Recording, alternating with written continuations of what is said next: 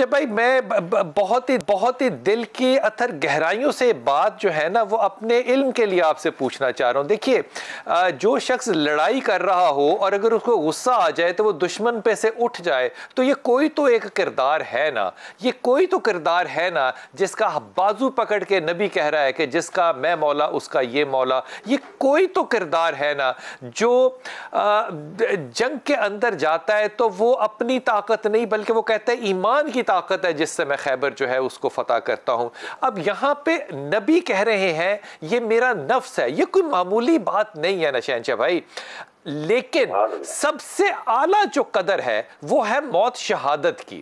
لیکن یہ شہادت اگر کوئی کافر کی تلوار میرے نبی کو دے تو یہ اللہ کو قبول نہیں ہے. اسی لیے مجھے سمجھ میں آتی ہے یہ بات کہ اللہ کے رسول نے کیوں کہا ہوگا امام علی کو کہ یہ میرا نفس ہے. اگر علی بستر مرگ پہ جاتے تو کتنا غم ہوتا. شہادت کی موت اعلیٰ ہے, لیکن سوال پتہ ہے کیا ہے کہ کیا ہم شہادت امام علی پہ غم کرتے ہیں یا اپنے ان کاموں پہ, اپنے ان کرتوتوں پہ, اپنے ان اعمال پہ جس کی وجہ سے آج ہمیں لبیک کہنا پڑتا ہے کہ ہم حاضر ہیں کیونکہ ہم اس وقت حاضر نہیں تھے. شہنشاہ بھائی. سبحان اللہ. بسم اللہ الرحمن الرحیم. ومن الناس من یشری نفسہ ابتغاء مرضات اللہ واللہ رؤوف بالعباد. ومن حاجك فيه من بعد ما جاءك من العلم فقل تعالوا ندعو ابناءنا وابناءكم ونساءنا ونساءكم وانفسنا وانفسكم.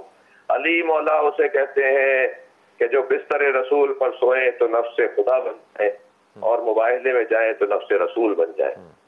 وہ جو اپنا نفس اللہ کی مرضیوں کے حوالے, وہ جو روح اللہ بن جائے, وہ جو نفس اللہ بن جائے, وہ جو نفس رسول بن جائے.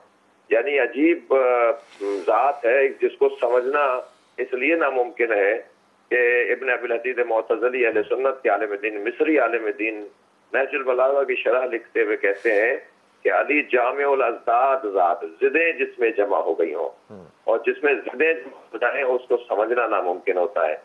ایک شخص ایک وقت میں متضاد صفتوں کا حامل اگر ہو جائے تو ایسی شخصیت کو معجزہ جاتا ہے.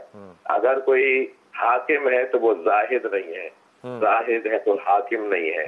اگر اس کا ہاتھ نرم ہے تو وہ تلوار نہیں چلا سکتا, اور اگر ہاتھ نرم نہیں ہے تو وہ قلم نہیں چلا سکتا. وہ کیسی ذات ہے کہ جو ہاتھ سخت اتنا رکھتا ہو کہ تلوار چلائے تو ایسی تلوار کے لا فتح اللہ علی لا سیف اللہ ذوالفقار, اور قلم چلائے تو ایسا قلم کے صلح حدیبیہ جیسی تحریر سامنے آ جائے. وہ ذات کہ جو زاہد ہے اپنی جوتیوں میں ٹانکا لگا رہا ہے, اور وہ ذات اپنے آبا کے اندر رفو کر رہے ہیں, اور حاکم ہے کہ آج 1400 سال گزرنے کے بعد سیکرٹری جنرل اقوام متحدہ کوفی عنان علی کا وہ خط اٹھا کر کہتا ہے کہ اگر مسلمانوں میں کوئی تحریر ہمیں ملی ہے تو وہ یہ تحریر ملی ہے کہ حکمرانوں کو کیسا ہونا چاہیے, حاکم وقت کو کیسا ہونا چاہیے, جو انہوں نے اپنے گورنر مالک اشتر کو گورنری دیتے وقت لکھ کر دیا تھا کہ تمہیں ایسا حاکم ہونا چاہیے. ذات عجیب ہے اور معجزہ ذات, جس کے لیے بارے میں خود سرکار دو جہاں ہمارے لیے رہنمائی فرماتے ہیں. نبی کا فرمان ہے لو ان الریاض اقلام والبحار بداد والجن حساب والانس کتاب ما احصوا فضائل علی ابن ابی طالب. اگر ساری دنیا کے درختوں کو قلم بنا دیا جائے, سارے سمندروں کو روشنائی بنا دیا جائے, سارے جن لکھنے حساب کرنے بیٹھ جائیں اور سارے انسان لکھنے بیٹھ جائیں, ما احصوا فضائل علی ابن ابی طالب, علی کے کمالات کو ایک جگہ جمع نہیں کر سکتے. اس ذات کے اوپر آج آپ ہم غور کر رہے ہیں. وہ جو آپ نے جس کی طرف اشارہ کیا, ہم جو غم منا رہے ہیں وہ غم ہم مولا کائنات کے اس مظلومیت کو یاد کر رہے ہیں جس کو یاد کرنے کا حکم قرآن و سنت کے مطابق ہے. اور وہ یاد اس لیے کیا جاتا ہے تاکہ ہم اسے دہرائیں نہیں. ہم جیسے ہی لوگ تھے نا, ان کو آسمان سے تو لوگ, اور جنہوں نے تو یہ کام نہیں کیا تھا, انسانوں نے کیا تھا یہ کام. تو انسان جب گرنے آتا ہے, پستی میں آتا ہے, یہ انسان اب بلال بھائی اتنا خطرناک ہے, جب یہ اپنی پستی پہ جاتا ہے تو یہ بازار مصر میں نبیوں کو بھی بیچ دیتا ہے. بالکل. یہ انسان اگر پستی پر آئے تو یہ محراب بیچتا ہے, یہ ممبر بیچتا ہے, یہ قرآن بیچتا ہے, یہ حدیث بیچتا ہے, اور پھر یہ تلوار اٹھا کے علی کے سر پہ تلوار مار دیتا ہے. یہ انسان جب اپنی واقعی انسانیت پر آئے تو یہ سلمان فارسی بنتے ہیں, یہ ابو ذر غفاری بنتے ہیں, پھر رضوان اللہ تعالیٰ علیہم یہ شخصیات بنتی ہیں تو انسان کی انسانیت کو بحال کرنے کا ہی آج کا دن ہے تاکہ ہم اس تذکرے کے ذریعے انسان کی انسانیت کو بحال کر سکیں. بڑی خوبصورت بات کی، بڑی خوبصورت بات کی آپ نے حضرت. ہدیتاً یہ بات پیش کر رہا ہوں کہ دیکھیے جو لوگ امام سے محبت کرتے ہیں وہ محبت کرنے والے لوگ بھی بڑے عجیب لگتے ہیں.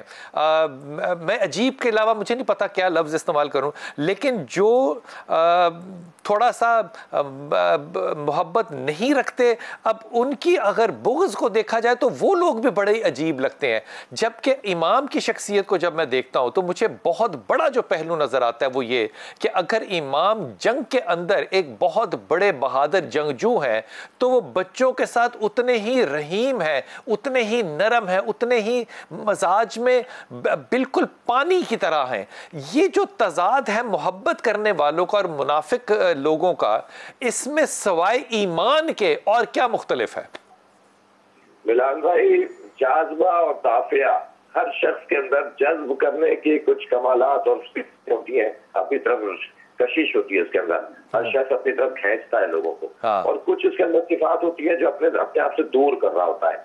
اب یہ جو جاذبہ اور دافعہ ہے، یہ جو جذبیت اور دافعیت ہے نا، یہ مولا کائنات کے اندر کمال پر ہے. علی کا محب بھی شدید ہے، علی کا دشمن بھی شدید ہے. صحیح بات ہے. یعنی مولا کائنات سے محبت کرنے والے بھی علی کے عشق میں دیوانے ہیں، اور مولا کائنات سے بات کرنے والا بھی ایسے ہوتا ہے کہ پھر وہ مولا کائنات سے مان دیتا ہے.